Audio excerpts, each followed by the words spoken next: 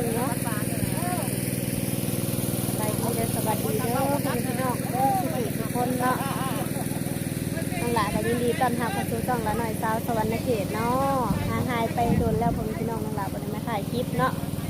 มื้อนี้ก็ได้โอกาสให้มาถ่ายคลิปให้พี่น้องเบิ่งเนาะคือนาบาเพิ่นนั่นเนาะดูดน้องปลาพ่อแม่พี่น้องเลยน้องเพิ่นเอิ้นน้องหลามาเนาะมาเบิ่งเนาะมางมปลาหั่นแหละนาบ่าวเนาะเป็นพี่น้องกันพ่อแม่พี่น้องเลยหน้าเพิ่นเนาะ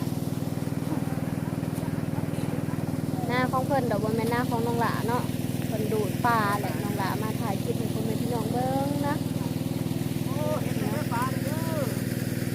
เห็นแล้วบ่ปลา มาเปิดใจหนุ่มโสดเลยเนาะไอ้ลอยอยู่อันนี้ยังก่ออยู่รัก12เนาะหรือว่าธาตุอินหั่งนั่นแหละพ่อพี่น้องเลยประธาตุโพดธาตุอินหั่งเนาะเพิ่นดูดปลาน้องปลาเพิ่นเนาะน้องปลาธรรมชาติพ่อพี่น้องเลยสบายดีนี่นะพ่อพี่น้องน้องปลาธรรมชาติเพิ่นเนาะมันจะเป็นหวยเป็นหงเป็นหวยเป็นหงเป็นน้องเนาะ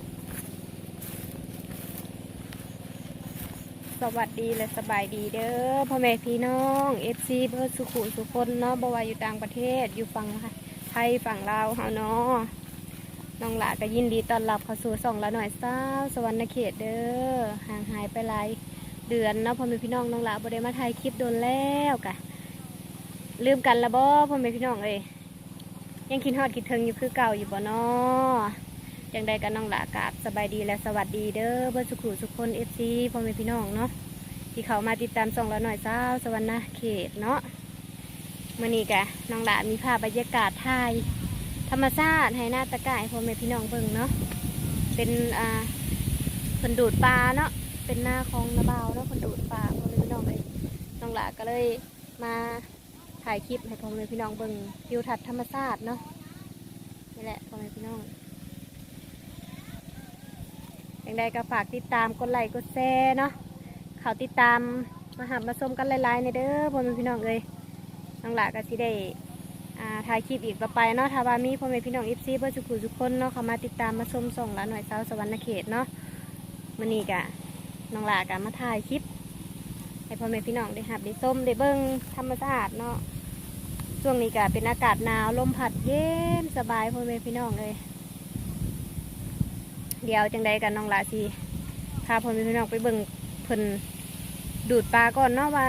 ปลาน้องน้อยธรรมชาติน่ะสิมีปลาให้จับให้งมอยู่บ่เนาะพ่อแม่พี่น้องไปหัดไปส้มกันก่อนเนาะพ่อแม่พี่น้องพ่อแม่พี่น้องเรือนซานของพ่อตู่กับแม่ตู่เพิ่นในเนาะ2 เท่าเพิ่นอยู่หน้าพ่อแม่พี่น้องนี่เด้บอนเพิ่นอยู่ก็ได้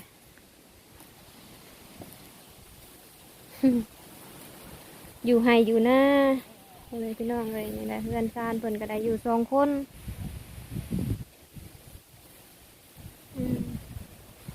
ผ้าห่มแพร่ปกเกี่ยวกับนี่อยู่บ่เนี่ยน้องเพื่อนเพิ่นก็ได้พ่อแม่พี่น้องอยู่2 เท่า2 คนเนาะอยู่ให้อยู่หน้าก็ซัมโบแมนให้แม่นหน้าดอกเพื่อนเพิ่นว่าเพิ่นอยู่นี่หลายปีหลายฝ่าหลายปีแล้วพี่น้องเลยเนาะเอาผ้าขังแอมเอาพี่น้องเลยถ้าลมฝนตกมากอะอยู่สิแล้วเนาะ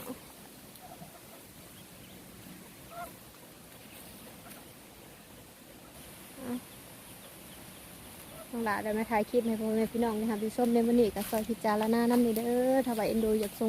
รงซานอยากช่วยเหลือทั้งครอบครัวประตูแม่ตู้เพิ่นกระทักมาหาน้องหลาได้เนาะพ่อแม่พี่น้องเอ้ยอยู่2 คนเพิ่นนี่แหละโดย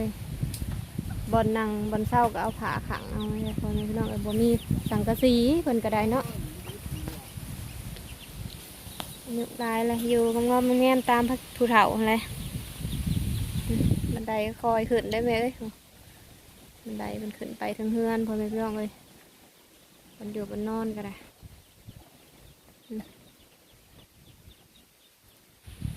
อยู่2 คน